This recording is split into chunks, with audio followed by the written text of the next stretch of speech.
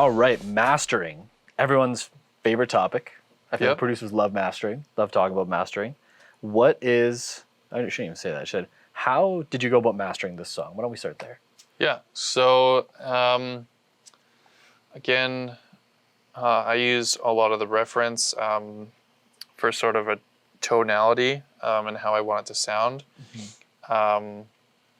So one really good plugin, I just took it off here, is the Span plugin. It's free, and you can analyze the spectrum for your song and also the reference tracks that you're trying to mimic. So if I play my song and I set it to the setting master, it's going to show me what my song looks like on the frequency spectrum.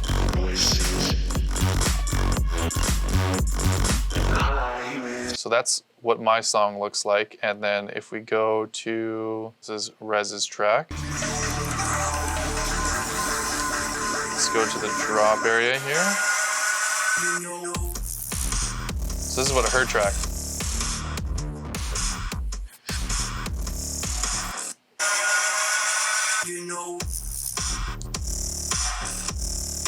So it's that frequency. It's that sort of, we're looking at the high end, and then we look and we see it dips in the middle like that, and then it comes back up on the low end where the kick would be. Okay. So then I followed that with mixing all of my levels, and that's basically that's the first thing. Like everything needs to be coming into the master at the right volume, like at the and your frequencies need to all be balanced properly. So then mine, if we look back here, go to our master. Sorry. I can see it's pretty similar, actually. Very similar, almost bang on to the exact same curve that you saw in Rez's track. So now that all of my levels look really good, and that's just from mixing, mixing all the levels in properly. Like you just rebalance it, looking at the reference track until it like sounds pretty close and looks pretty close. Yep. Yeah. So like making sure, a big thing is making sure your sub or like the low end of the track is sitting like where it should be. In this as the same as your reference tracks, because then that's how it's going to sound the closest to it. So first thing I usually start off with is just a Pro C2 to kind of bring the overall limit of the track down, and try not to compress the low end. I'd like to just leave that open as much as I can, so I have it only affecting this sort of like low, mid to like high area. I like to cut off some of that really, really high stuff. This is just to squash the track a little bit. Easy, nothing crazy on the ratio. Big. This is actually a Pro C2 preset that I messed around with. The presets in these compressors are actually really, really awesome. Awesome. And then I did some multi-banding compression. The multi-band compression, I'm just compressing each band individually, the highs, the mids, and I guess the low mids, all of them just differently, because there's different elements coming through. Like a snare would be coming through around here, and like hi-hats would be coming through, synths would be coming through here. So it all has to, the levels of the attacks and the release has to all shape around it properly. Right. And then after that, I added the virtual mix bus or mix rack, and this plugin, the Revival, the thickness knob adds it doesn't just increase the volume of the low end, it actually kind of pulls it open and makes it a little thicker and heavier, which I've never seen a plugin do quite like that. And then I had my imager here. I always throw this on. I always, going through the track, I'll solo the low end. There's a lot of videos online where people say you should always zero the sub layer like this, which I strongly disagree with, because sub needs to be in the center. It doesn't need to be collapsed into mono, because if it's collapsed into mono, you're having these small little things that made it just a little bit thicker and heavier. You're having all of those collapse together and maybe cause a phase issue, or maybe just like not feel as thumpy or heavy, and it just sounds kind of like overproduced in a way. So then I'll go through and I'll sample each one. You can see like +1, it's sitting in the middle. It has like more thickness to it because it's the low mids here. But I really liked where that sat in the mix. And so I kept it at 0, I didn't touch it. And then out here, when it came out to like my high mids here where all the synths are sitting and some of the drums there, I wanted it a little wider, like a little, more breath, because this stuff is like the power behind the mix. And then this stuff was the synths. I wanted them to have their own space in the top end. And then here, this kind of like, super high end stuff, I wanted that to crackle out in the outside spaces of the mix. So I set that to 24 there. As you can see, it's not hitting +1 the whole time. It's coming actually closer to 0, which is not mono, but it's still in phase. When it hits -1, that means it's completely out of phase, and it's you never want that. So so then it made the track still sit mono, because a lot of the loudest elements are still in mono, but it gave those high ends, it gave it that sort of space, that big area to make it sound bigger when it does play out. So then after that was just a Harmonic Exciter, just to give a little bit of excitement to the different bands here.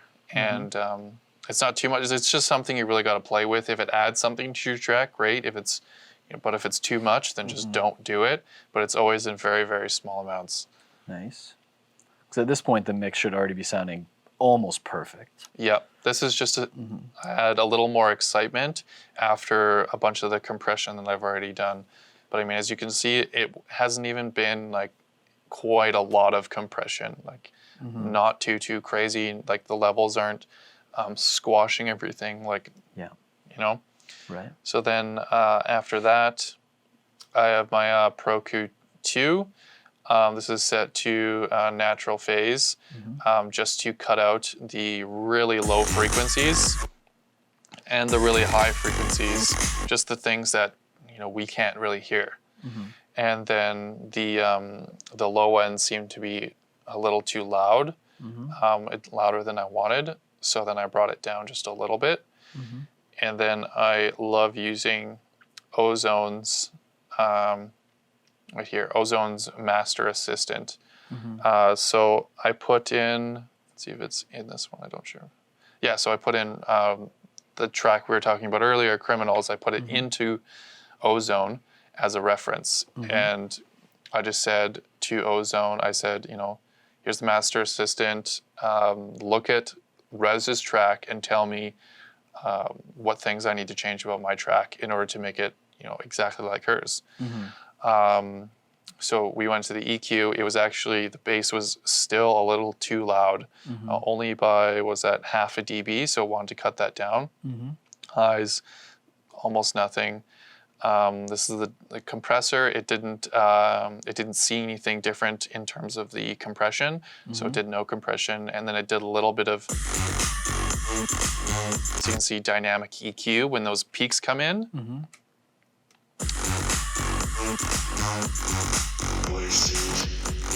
So all those peaks that from say like these snares, that's probably the snare right there. That's probably the hi-hats are coming in there. It's just those things will clip the limiter at the end, and it'll cause distortion, and you won't be able to get your mix to a commercially loud level if everything's peaking the limiter and crashing through it. Right. And then it gave me a, this is a maximizer, it's limiter. It gave me an idea for how loud it wanted the track. But Ozone's limiter is okay. I wouldn't call it the best. So I turned it off, the Slate Digital mastering plugin. So it has a compressor here on the top. And then it also has the limiter here. So the limiter is like absolutely incredible when it comes to being able to pull the transients out of the track. So we go into here, we turn this off.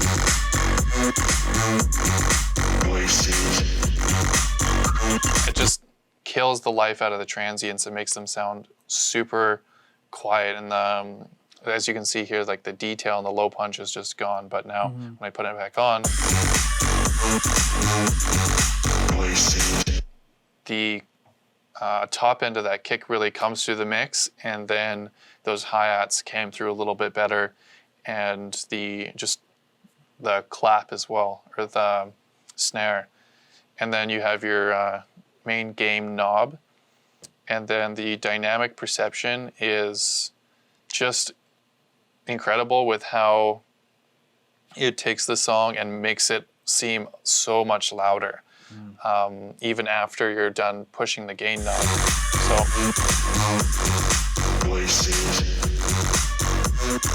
you can hear it's still pretty loud, but then once I turn this up, the all of the elements that aren't as loud, like not all of the drums, those come up in the mix, and to match the level that I had before, which was just around 7. So here we go.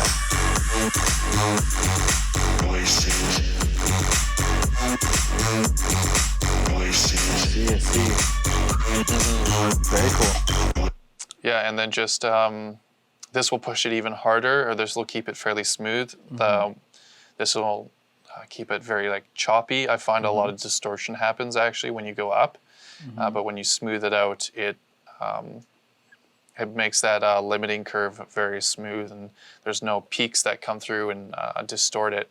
And then so when you're mastering for the loudness level of the track, I use Julian. Julian's a free software. You can just download it anywhere. And my loudness in my track here.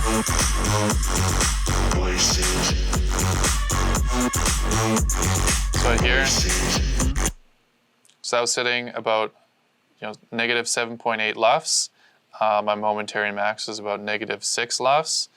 And LUFS is the loudness unit. Full scale. Full scale, yep. So then that's just become the standard of how people are measuring the loudness of their music. And when it comes to dance music, this is basically the standard, the loudness that you want. So then that's just based through this gain knob and through this dynamic perception knob, and you tweak both until you get a loudness that you want. And how I found those numbers was actually going to Rez's track here that I was using as a reference through Ozone and everything else. So when we're in Rez's track here, I use the same plugin, Julian, and I go, okay, so let's look at it.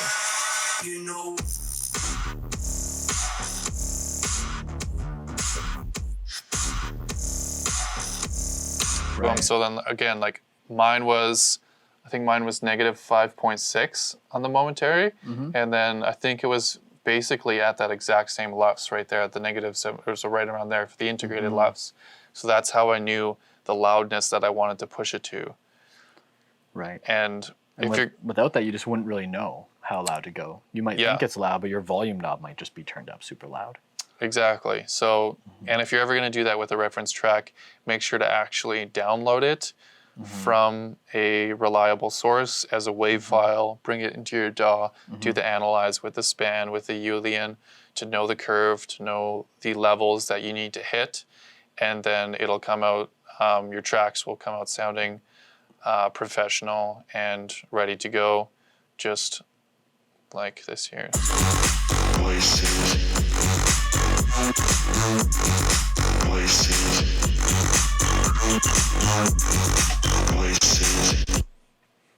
All right, so we've gone through finding remixes, starting remixes and generating ideas, making drums sound really big, adding bass lines, working with vocals and a little bit on reference tracks and mastering. So Jared, thank you so much for coming out and showing us some behind the scenes of your projects.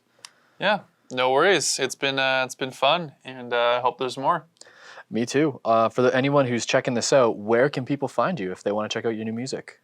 On all socials, Spotify, SoundCloud, it's Jared Waldroff. Perfect. All right. Thank you guys so much. We hope to hear from you. If you have any feedback for us, we'd love some feedback. Send us an email, reply to this. If there's any things you'd want us to do, such as new series, we're definitely open to hearing your ideas. So we hope to hear from you. Thank you. Thanks.